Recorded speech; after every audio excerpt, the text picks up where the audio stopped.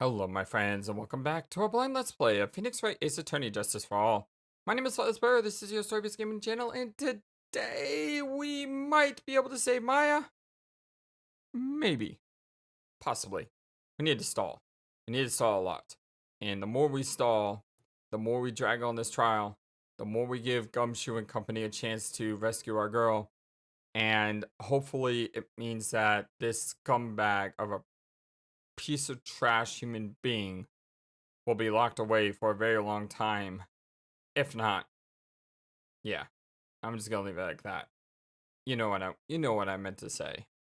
But yes, so we will see if we can get this scumbag removed from the public, save our girl, and hopefully get the other scumbag locked up as well. This Chalet Day Killer.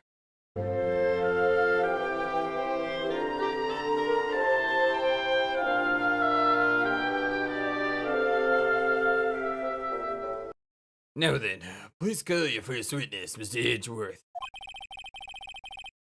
The prosecution calls the defendant's mentor, Mr. Will Powers, to the stand. Alright. This puts us in a unique situation, though. Because... well, I mean... normally we're trying to prove what the truth is. But we all know what the truth is, and I believe we can all prove the truth. But the problem is we don't want to prove the truth because of obvious reasons, right? Now then, witness, your name and occupation, please. Okay. I'm, Will Powers. I'm a poor, underpaid action star. And what is your relation to the defendant? Well, that's, I guess I'm sort of a lousy mentor to him in a way, yeah. Mr. Powers, please, you do not need to put yourself down so much. Oh, sorry. I'm just kind of a nothing sort of guy. On the night of the murder, you visited the defendant's room. Is this correct? Yes. All the exclamation dots? I didn't know that.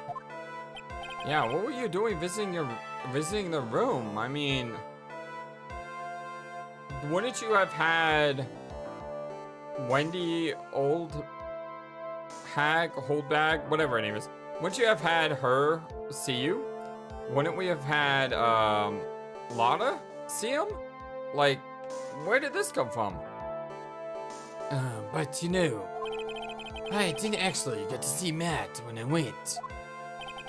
All you need to do is answer what you're asked. Now then, I would like you to please testify about when you went to Mr. Engard's room. Okay, sure. Visit to Matt's room. Let's do this. After the award ceremony, I went by myself to Matt's room. Okay. Matt was standing there in front of his room, still in his nickel samurai costume. He was talking with someone.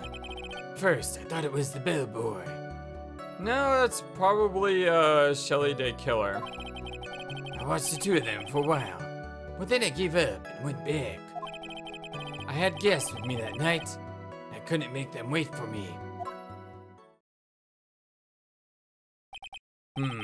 Nothing sounds out of place in Mr. Powers' testimony.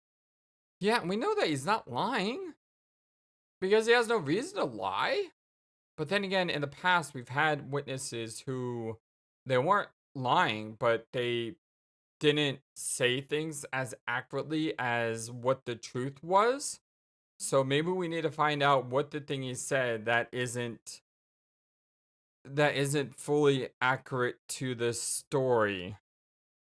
I hate being in this position. I'd much rather just go at this full steam and be like, yeah, we're gonna find the truth, and it's gonna be the end of the case, but we can't do that.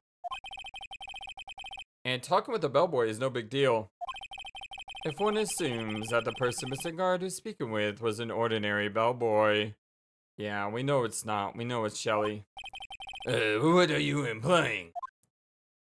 He's gonna expose everything right here. Well, Mr. Wright, let's have your cross-examination, shall we? Or he's not going to expose everything right away? Looks like we're in another sticky situation. Huh? A trap. Can you smell it, Phoenix? Yes, I can definitely smell that trap coming a mile away. He's gonna make us reveal that the bellhop was Shelly Day Killer, which will make it a slam dunk case that Matt hired Shelly to do the murder. But for us to find out more, we're just going to have to charge in head first, right? Yeah, we're gonna have to give it our best, like we were told to.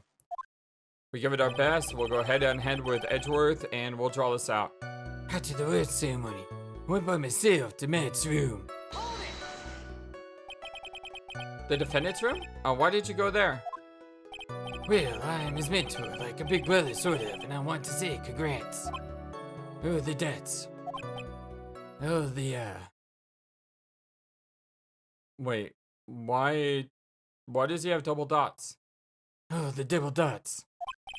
What's wrong? Why did you stop? Yeah, why did he stop? Mr. Wright. Yes? What is it? You're going to try to trick me into a corner, aren't you? I see that. No. When I hear to say that you did it, Powers. Oh, Lord. Huh? I know I'm just a poor, underpaid action star, but I'm not the killer. Yes, I know you're not the killer. You don't have to worry. No one said you were, Mr. Powers. Exactly. No, please, don't trick me. Every time you do your lawyer thing, the witness suddenly turns into the bad guy.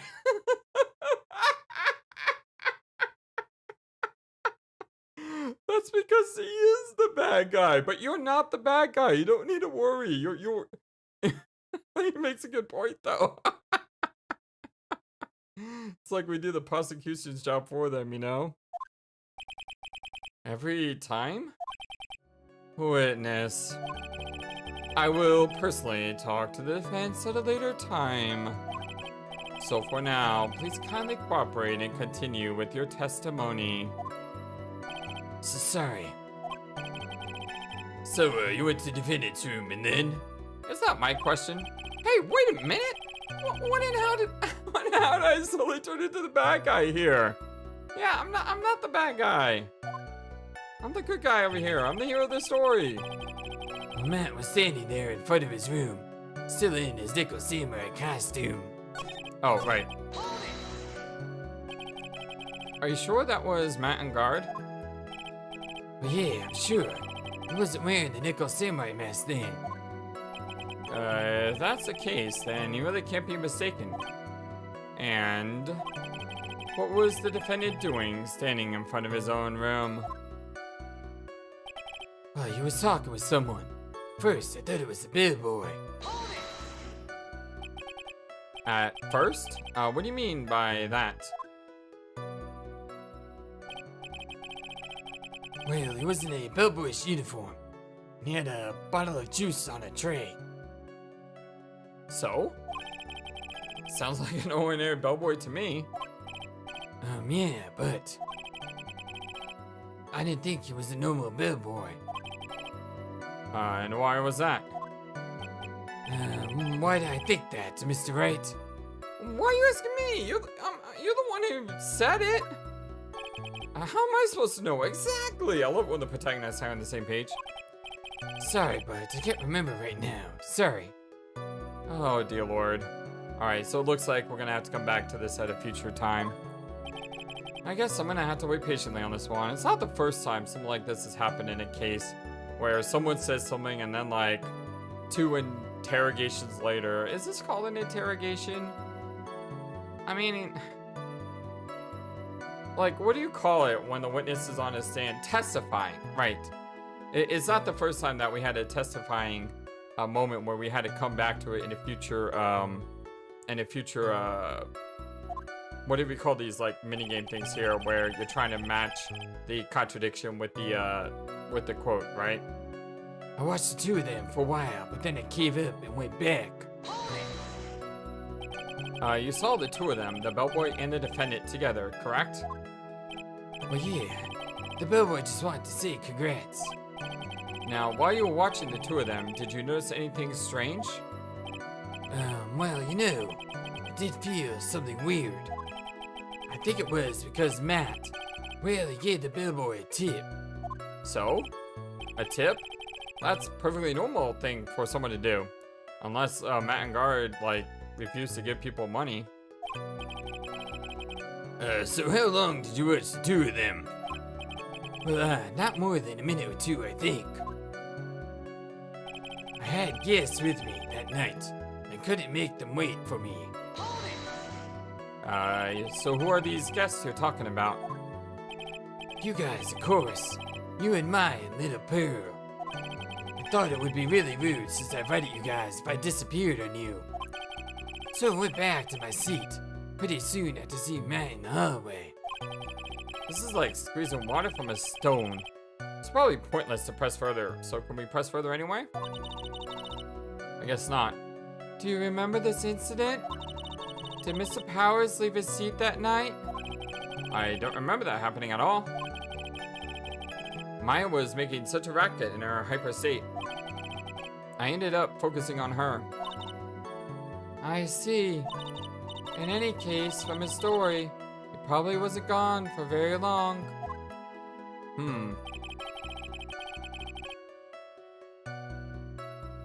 He wasn't gone for very long. So we need to prove... We need to prove that he didn't go there? But he did go there. Like, why would he lie? But we're trying to cast doubt on him to stall the trial. So in a way, I guess we are trying to make him into the killer, right? No, we don't want him into the killer. We just want to muck up the trial as long as we can and confuse the heck out of people. So by him saying that he wasn't there, how do we say he wasn't there?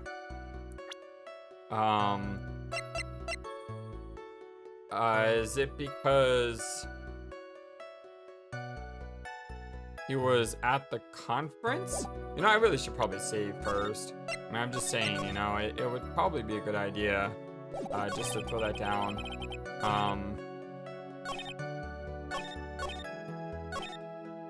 Okay. So we can't pick ourselves. So we have to pick Maya or Pearl. But Pearl's not here. And Maya's not here. Your Honor, that... No, it doesn't. Whenever he says that, you know that it's not gonna work. Alright, so that did not go well. Okay, let's try Pearl then. It's not working either. So how do I prove that he didn't go somewhere when he did? Maybe it's the press ticket? It's false. I'm sorry, but I can see nothing faulty. That didn't work either.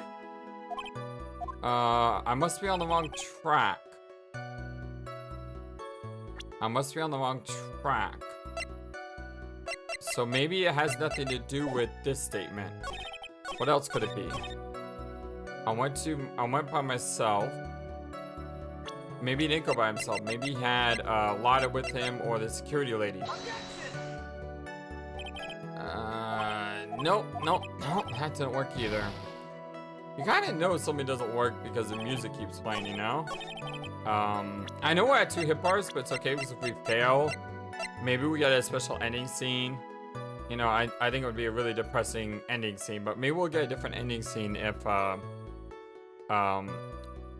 he's found guilty, because Matt's gonna be found guilty if we don't get him off, right? Lotta was there. Lotta wasn't there. Well, that's enough.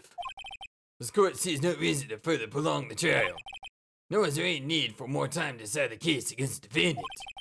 This case is extremely clear. I see no room for misinterpretation of the facts. This court finds the defendant, Matt and Guard.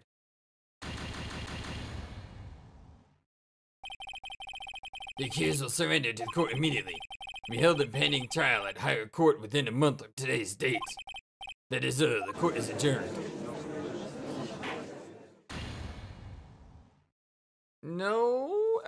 Nope, no extra secret ending or something. Well, that's kind of disappointing. At the same time, I'm glad. I wouldn't want to see Maya die, you know? Alright, so this...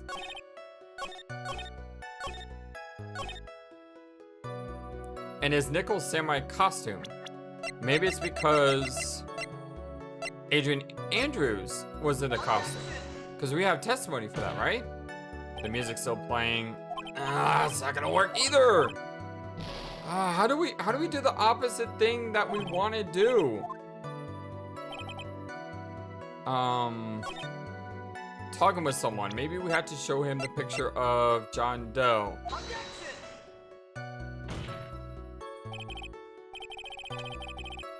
How do you do this?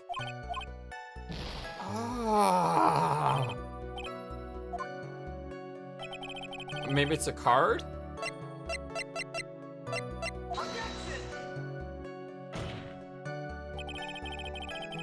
It's not the card. This is so hard because we're trying to do the opposite thing of what we normally try to do. So I'm trying to reverse my thinking here, but nothing seems to be working. I thought it was the bellboy. Maybe it was someone else. Maybe it was Juan Carita he was talking to instead. No. The thing is, Phoenix Wright keeps saying this contradicts the evidence. But the problem is, nothing is saying I see can contradict the evidence. Did he leave that seat that night? She was in such a racket.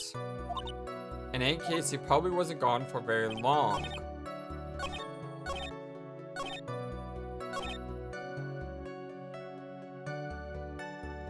I watched the two of them for a while. Again, maybe it was not him. Maybe it was Lada? I don't think this worked. No, that didn't work either.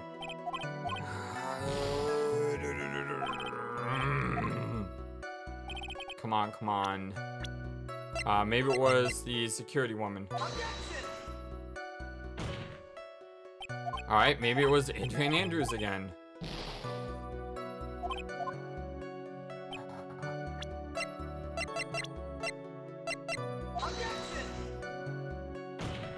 That's not working either. How do you reverse engineer this argument?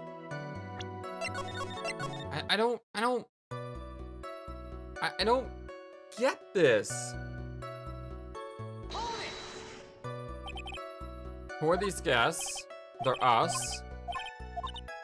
Okay.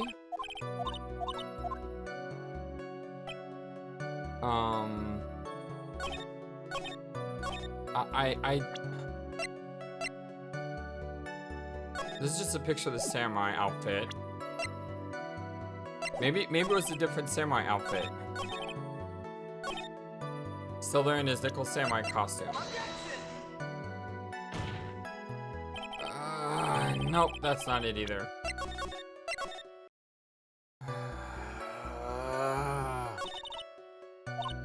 Alright,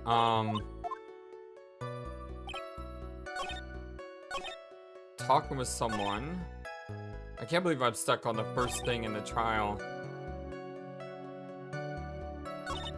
I don't see what the contradiction is.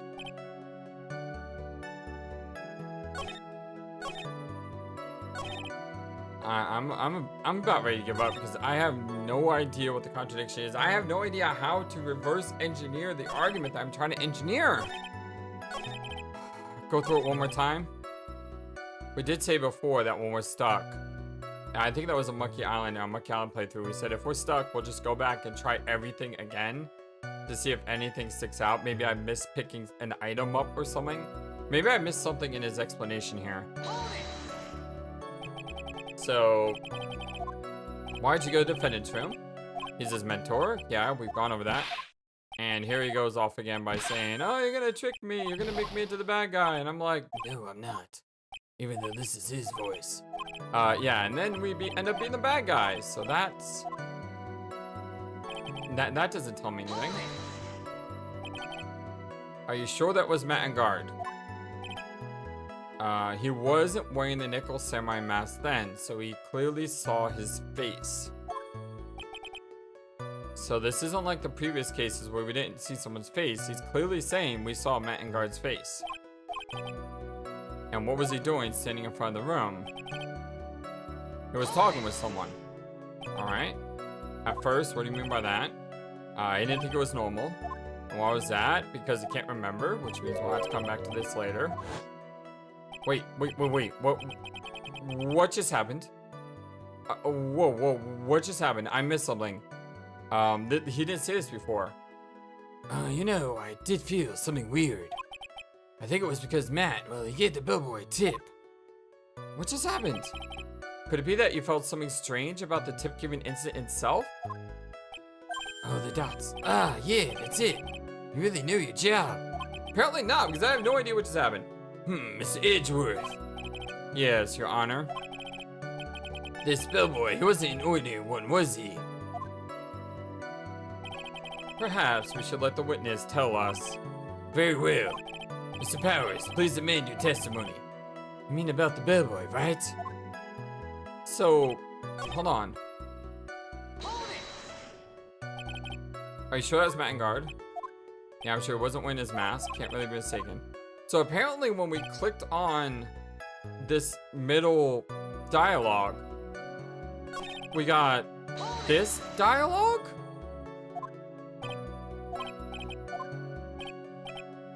I did feel something weird, yeah. I think it was because Matt, well, he gave the bellboy a tip. Oh! I understand now. When we went to that third one earlier, we said we would have to come back to it later. We actually had to come back to it after we got this piece of evidence. Dude, game, I don't think you've ever made me do that before. No wonder why I'm so confused on what to do. Huh. Thank you, Monkey Island, for teaching me to go back and replay through things over and over and over again, because I don't think we would have figured that out either way. Matt gave the bellboy a tip. So what's so interesting about this?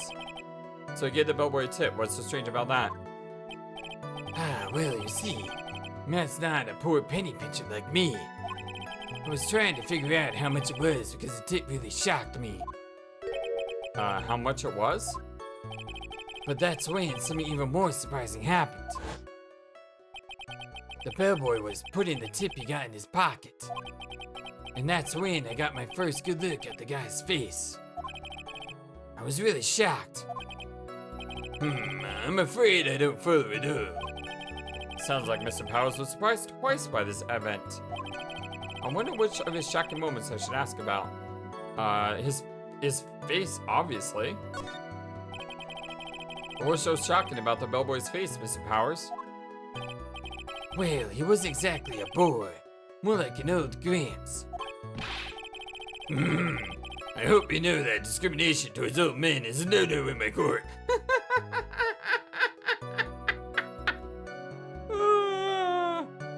I hope the judge never changes. I love this judge. No, that's not what I meant. In the smack middle of the guy's face, there was a line of stitches. A line of stitches, you say? Yeah, and it went straight from the tippy top of his head to the bottom of his chin. Almost like if that thread snapped, all the stuff in his head would come spilling out. Ah! He was there at Engard's house. He was that butler. What is it, Mr. Wright? Nothing, Your Honor. So that means Engard was talking with the killer then. If that fact were to be exposed, Engard would be declared guilty in a blink. That's not good. Should have asked about the money, not the face, Phoenix. Phoenix, you have to play dumb here. Pretend you don't know anything. Yes, Chief. You sure you don't have anything you'd like to say, Mr. Wright? Huh? Is it raining outside? I mean, what did you just say, Your Honor?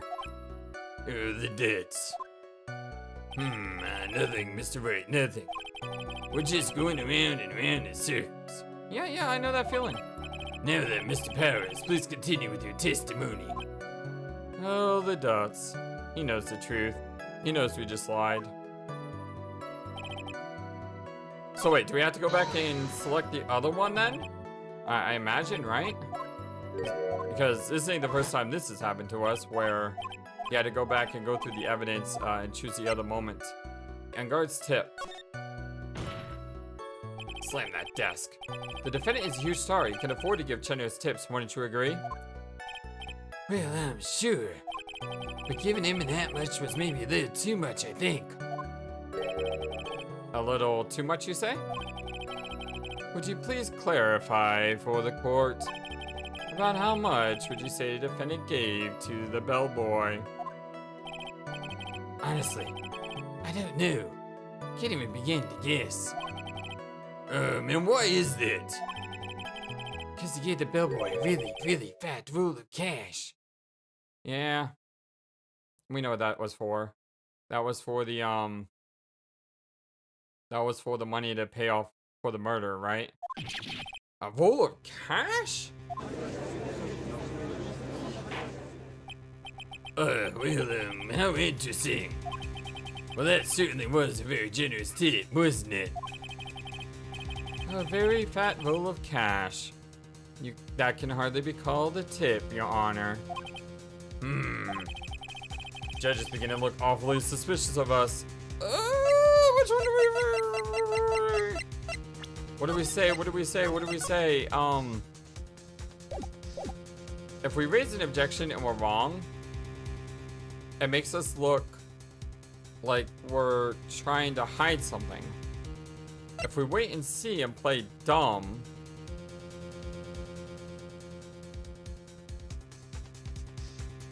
then we're trying to stall, right? We're trying to stall. We need to raise an objection. Even if we have no idea what the objection is, we're trying to stall. So, yeah, raise an objection. The defendant is a superstar. That kind of tip is typical fare for people like him. Yeah, I mean, I was watching Casino Royale the other day, and Bond at the end, when, you know, they played the game, he gave the deck dealer, like, what was that? Probably like $1 million, you know, as a tip. So, I mean, is that, I mean, that's something that could happen, right? I mean, sure. Objection! Nope. Are you saying that all superstars are super spenders? Well, if you're a superstar and you want to be a super spender, you can always support our channel. I could receive large rolls of cash by simply bringing people things out on trays. Then why on earth would I stand around here prosecuting? That's a good point. I need to try that. I need to stand outside with a tray. No, it's not gonna work. He's got a point. I don't even get paid, let alone rolls of cash for all my hard work. Yeah, you and me both, buddy. So suppose that roll of cash was not a tip. Then what was it? Payment, Your Honor. Yep, that's exactly what it was. Oh, the exclamative dots. Payment, Isn't it obvious? For the murder of Mr. Juan Carita. Well then the bellboy, the witness saw. Yes, he was the assassin. Hold your horses now, Mr. Edgeworth. You don't have any proof of this, do you? Have I ever been unprepared to support my claims, Your Honor? I have here the card Shelley de Killer left at the scene of the crime. Shelley de Killer? He is the person the police's special investigation team has been chasing for ages. I am certain that the person the witness saw was this very assassin, Mr. Shelley de Killer. Really?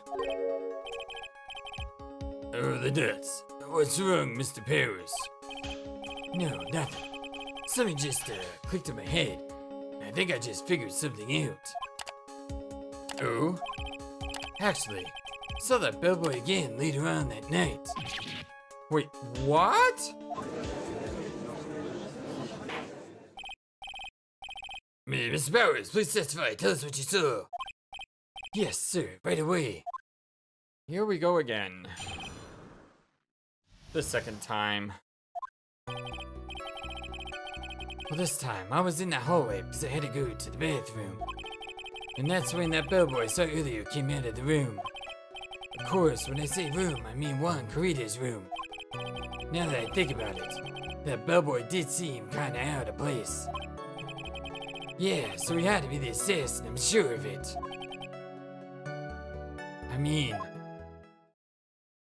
You mean? Thank you very much. That is all we need for now. Huh? But I'm not done, there's still more. Let us first establish that the bellboy was truly Mr. the Killer. Then we shall see. So the bellboy came out of the victim's room. And if that bellboy really was the assassin, well then, I think the answer is fairly obvious. That would be correct, Your Honor.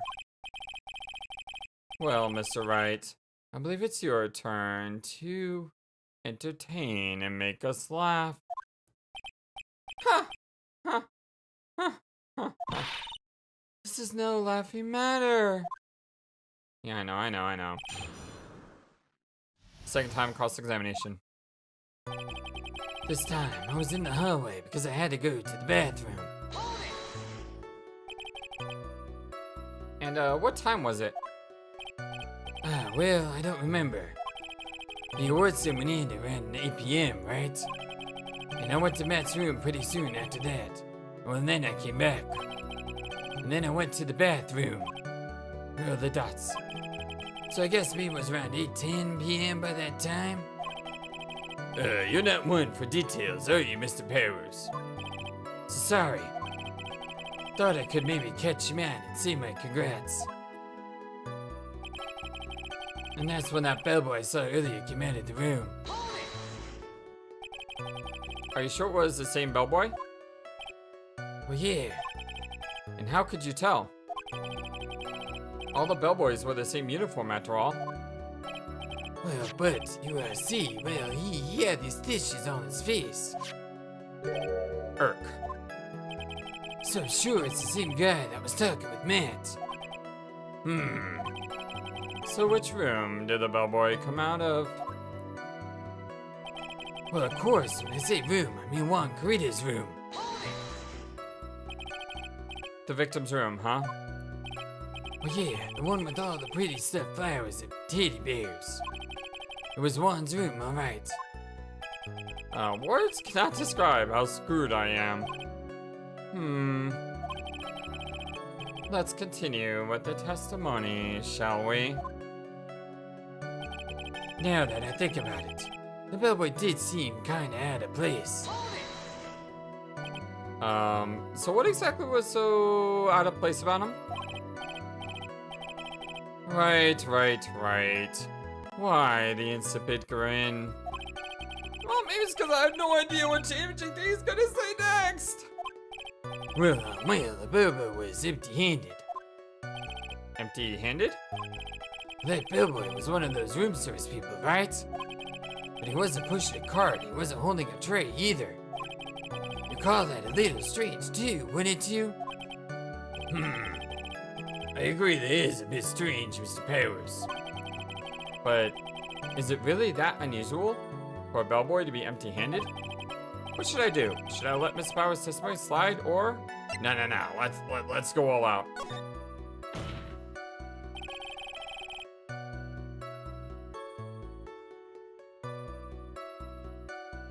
Sorry, it's coughing there in the background. There is nothing strange or unusual about an empty-handed bellboy.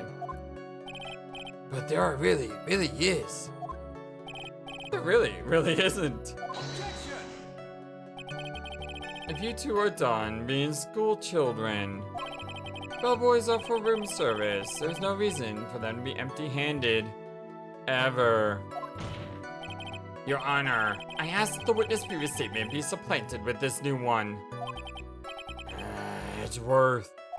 Are you going to do whatever you can to make the bellboy look suspicious? I see. Very well. This court recognizes and grants the prosecution's request. Mr. Powers, if you could amend your testimony, please. Yes, sir. I'm actually recording this at... What time is it? It's 8:42 p.m. And it's a Saturday, so there's no reason, unless I went to my parents' house or something, where I'd be recording this late at night. Except, when I woke up this morning, my throat was feeling really, really horrible. And my throat over the past 2 days has felt bad. So I've been taking some Mucinex to like clear myself up. And this morning it was completely dry, which is kind of the opposite of what it was the last 2 days. So I've been drinking a lot of water like all day today, and here late in the afternoon I did Monkey Island, and we finished that game, and it was a great game. And after Monkey Island I was like, I feel good enough to do this one too. Although I'm having to like mute my audio a bunch of times so that way you guys don't hear everything going on in the background. Anyway, let's continue. I thought it was strange for a bellboy to come out and guest empty room empty-handed. So you're saying that it's suspicious for him to be empty-handed? Yeah, really suspicious. I mean, when I first saw the bellboy, he was holding a tray in his hand, and there was a bottle of juice and a wine glass on it. Juice? What kind of juice was it? I'm pretty sure it was tomato juice. If we could come up with some sort of reason as to why he would come out empty-handed, some sort of proof, then I think we can dodge the bullet on this one for now. Proof, huh? Sounds like another job for the court record. Alright. So now we definitely need to use court record, and I think what we need to use is the wine glass here. But before we do that, let's press this last statement. Yes, we had to be sure the assassin. I'm sure of it. Please don't be so quick to judge. But it's kind of a Powers family thing. Think of every person as a thief. Well, I guess a thief and an assassin are both sneaky and silent. That's not the point, Phoenix. In any case, that bellboy was the assassin. It would be very bad for us. But he really is the assassin, you know. Yes, but you can't give in yet. You want to prolong this trial for as long as possible. You're going to have to pull some cheap tricks on this one. Alright, this one. And we have the glass, right? Objection! Exactly. Mr. Powers. Yes? You're easily influenced by other people's words, aren't you? As soon as you heard that the bellboy might have been the killer, you got caught up in believing it might be true. Sorry, it must be true. Difference. But isn't he really suspicious? He's got all those stitches and... So? A baseball has stitches? Are you saying all baseballs are suspicious because they have stitches? Wow, imagine saying that 5 times fast. Well, there's also, what about him being empty-handed? I would like to ask the court to please look here. Is this a picture? Yeah, it looks like we could choose the picture or the glass. And they both probably would have worked. Well, this is the crime scene. Well, as you can see, there's a wine glass sitting next to Mr. Credo's body. The liquid inside this glass is tomato juice. And now, if you were to look at what is on top of the table in the lower right corner here, anyone can clearly see that is a tray with a bottle of tomato juice on it. The bellboy had just brought this to Mr. Credo's room. He left the tray in the room, which is why he was left empty-handed when he left. But That would mean that the bellboy had seen and left a dead body in the room. So? I say so because didn't we get told by Adrian Andrews that she saw the dead body but didn't think anything of it at first? She just thought he was sleeping. Ah, but can you prove that Mr. Credo was already dead at that time? Mr. Edgeworth. Yes. I blame you for leading me down this route. Yes, give him a penalty. Let a little Edgeworth health bar show up on the top right. That would be great.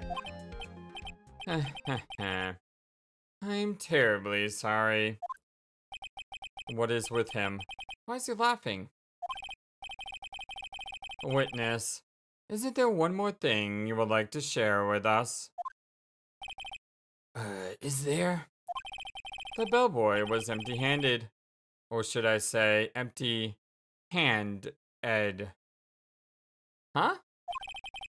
I recall you had something interesting to say about his hands. Oh yeah, I almost forgot. Huh? What? The bellboy, he was wearing gloves. Gloves? So? We look at the glass and there's no fingerprints here, right? Yeah, there's Adrian Andrews' fingerprints on this wine glass. So if Adrian Andrews' fingerprints are on this wine glass, that means that he clearly was wearing gloves because there's no fingerprints on there. Yeah, pitch black leather gloves. All the other bellboys don't wear gloves like that, right? Black leather gloves. Why didn't you mention them earlier? Sorry, slipped my mind. Alright, boy, does this make the bellboy look really suspicious. Alright, gotta focus. I can't get lax here.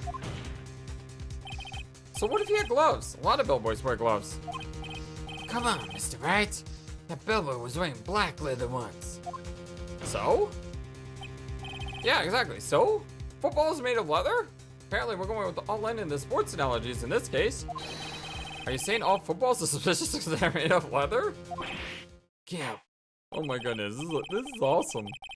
But that man, he received a large roll of cash from the defendant. And then he was seen leaving the crime scene with black leather gloves. I don't think that even someone like myself can believe it was just another bellboy. It seems that we have finally come to an understanding. Now then, witness, please continue with the rest of your testimony. The rest? Oh yes, please tell us more. Okay. A second meeting. After leaving Lon's room, the bellboy went and knocked on Matt's door just like that. He gave something to the person inside the room. But then the old guy just left, without even going into the room. After that, I went to the bathroom and then back to my seat. Alright. So that bellboy, after leaving the crime scene, next went to the defendant's room? What about Adrian Andrews in all of this? Yeah, I kinda saw that by accident. Some accident?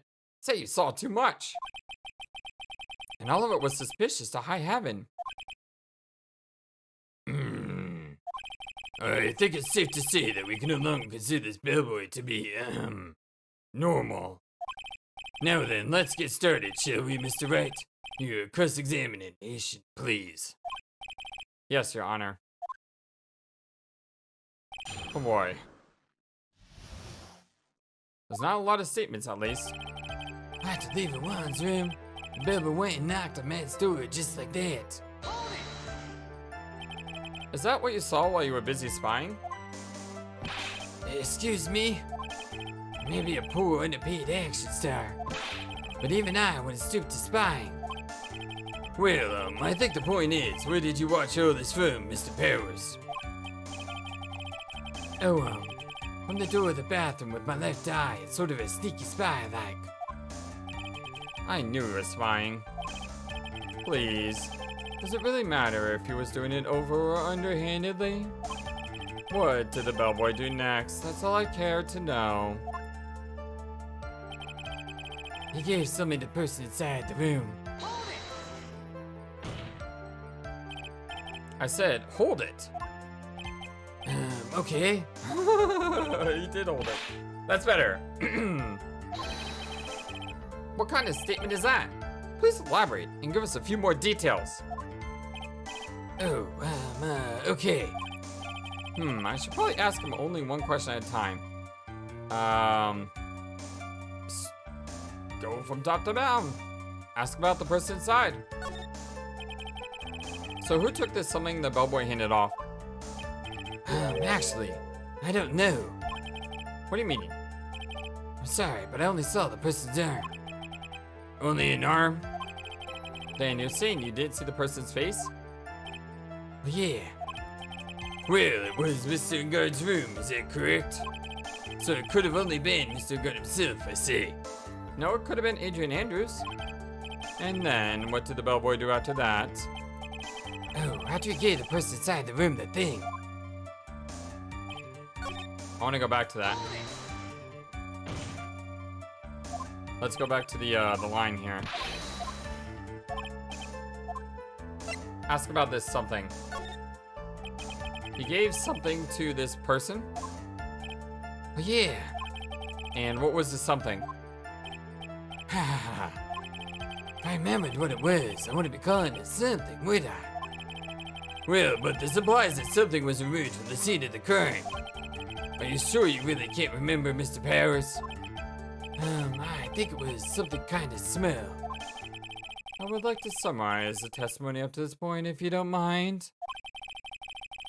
When the bellboy left the scene, he immediately went to the defendant's room. There, he handed a small item of some sort to the person inside.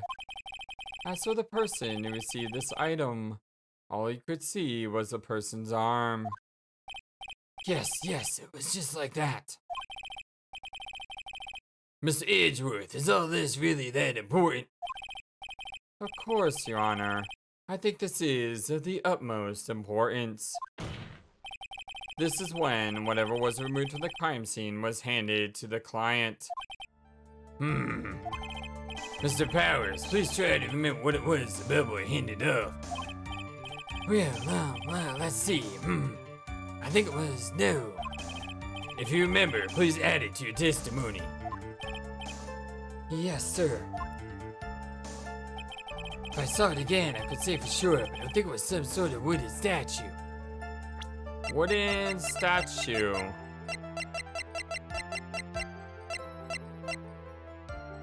A bear, perhaps? A statue? Yeah, kind of looked like one, I guess. If I saw the actual thing again, I'd probably remember, you know? Looks like for this trial to proceed, I'm gonna have to come up with whatever the statue thing is and show it to him. You're going to have to trust your instinct on this one and take a chance, Phoenix. Well, Miss Powers, let's continue with testimony. What did the bellboy do after that? I want to continue on first, though.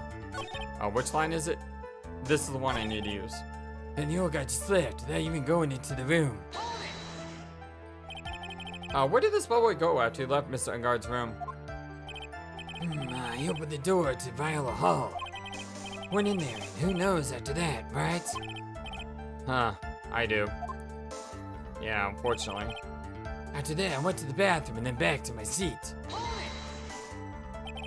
Did you see anything strange, suspicious, or just out of the ordinary that time? Oh yeah, saw that one thing. What? You saw something else? There was this jittery alien with the ray gun.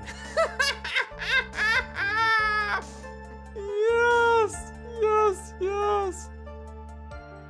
Oh, that's awesome. I was watching Juan's door like some kind of soccer. Oh, the dots. Oh, the dots. Oh my gosh, dots. I think we can forget about the alien. Well, Mr. Powers' testimony just now was just as vague as his first. It's a little troublesome, isn't it? But I'm sure if you press him enough, everything will become clear. Although that just makes it harder on us, doesn't it? Talk about lose-lose situation. I think this is what I need to do. I don't think we have to press multiple times. I think we have to show him this. And the reason I think we show him this is because this was not found at the crime scene. This was found at Engard's place where Maya was kidnapped. Which means he passed on the figurine to Engard. And Engard took it home.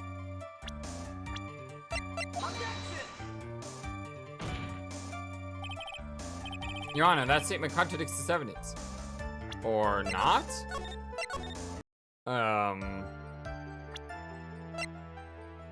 Was that not it?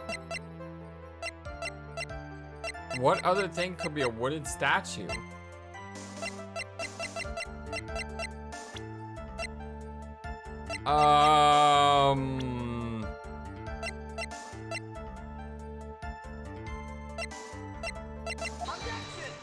What other thing could be a wooden statue? Maybe we gotta press him again after all. I'd actually remember. I'm gonna have to come up with whatever this statue thing is and show it to him.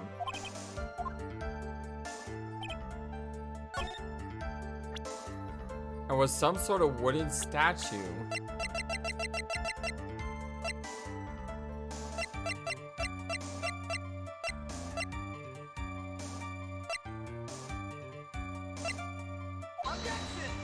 I mean, it's not that it's too big, right? I could have swore it was the bear. Because the bear makes perfect sense.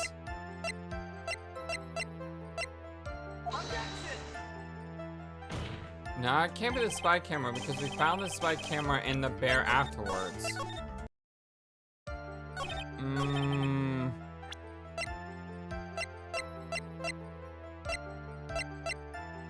What is the wooden object?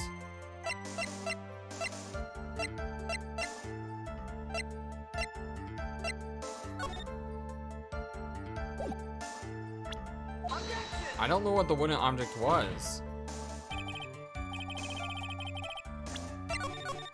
I don't have anything that looks like a wooden object. A wooden statue. Couldn't be the arm, right? Oh my gosh, what was that? I think that thing just flashed twice. That was... That made me jump.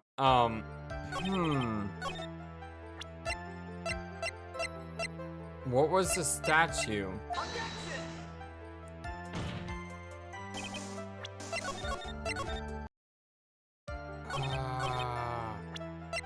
I'm running out of ideas here.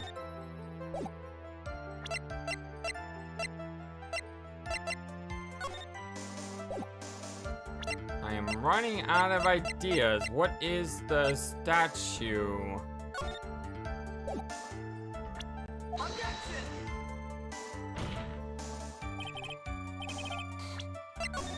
By the way, I hope everyone is having an amazing day today. I don't know if I said it, but I really hope you are. And I hope everything is well with you on this day. Like I said, I'm feeling a lot better after resting today and drink a lot of water and everything. By the way, really big news for me personally. Today I weighed myself and I have officially, as of this morning at least, lost 50 pounds. And the last, when did I start? I started like October 20th. So within the last 4 months, I've lost 50 pounds. And I think that is amazing. And it just goes to show that regardless of what situation you're in life, things may be tough and things may seem hard, but you can do it. Because you are brilliant and you're capable and you are amazing. You can do anything you put your mind to, my friends. Don't ever let anyone tell you anything different than that.